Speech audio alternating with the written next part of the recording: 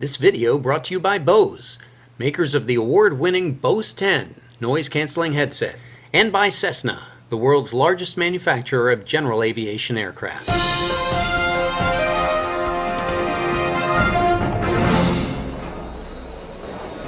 We're here with Jack McCormick. He's president of the Baja Bush Pilots, 4,000 members, Jack, and you've got a problem with Homeland Security right now, don't you? That we do. We just found out a week and a half ago that, in fact, there's a proposed law or rule-making process where, in fact, it's going to greatly affect all general aviation crossing any border. That would be Canada, Mexico, the Caribbean, Central America, anywhere that is not within the United States. Some of these problems that we see in this 64-page rule include getting permission and providing a full manifest prior to departing the United States. So basically, you'd have to give the U.S. Customs advance notice and then wait for permission before you can depart the United States with your people.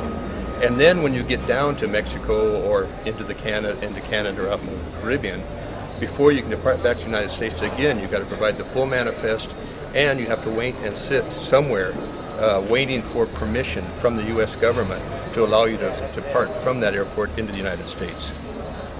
Now, if I'm sitting in Mazatlan or Red Lake, Ontario, or a beach in the Bahamas, how am I supposed to get that email from Homeland Security? The rule that they've proposed and is in the final stage of comments indicate that you have to get permission via electronic data, and they define electronic data, as far as we can tell, as by the internet. So that means actually that we're going to have the ability to access the internet or receive email. And Mazatlan, I really struggle with sitting in the terminal in Mazatlan asking the commander of the airport if I got my email yet so I can depart. It just isn't going to happen. So what do you see as a solution to this? I mean, the security measures are being ratcheted up and they're probably not going away, but there must be some sort of solution to this for you.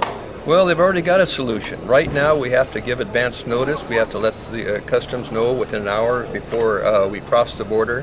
When we land, we pull into what we call the circle, and no one leaves that circle until the customs officer inspects our passports, inspects our aircraft, and gives us a clear to go. There's absolutely nothing wrong with the systems we have right now. It's been in place, it's worked for the last 10, 12 years. The other thing I really have a problem with is that, according to our figures, they're talking about and this is Homeland Security's figures, we're talking about roughly processing 2,100 people a day to do a background check on it before they're allowed to fly either into or out of the United States. I don't know that the U.S. Customs will have or will ever have the ability, the technology, and the manpower to be able to comply to give us the 1 hour that we need. What kind of security threat do you think the Baja Bush Pilots represent to the U.S. government?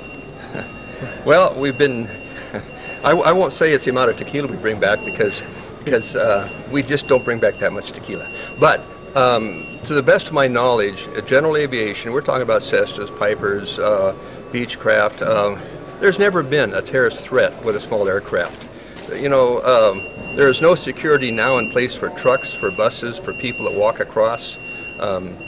There's no advance notice required. There's no stickers required to purchase. There is no threat from a 4-passenger airplane crossing the border at 8,000 feet with 4 people on the way home from a nice vacation. What do you hope to achieve out of this convention with the message that you're giving to people here? We have hammered this really hard on our website. We've invited people to stop by and talk to us about this. Also, I'm making a presentation on Saturday on flying into Mexico, and I've added on the tail of it the rulemaker proposed rule 0064. My whole thrust right now is to eliminate the law, but what I'd like to do is putting additional RCOs in, perhaps one in Hermosillo, one down in maybe Saltillo, one maybe in Tampico, where in fact we as pilots can talk to flight service when we're 2 hours out, something like that.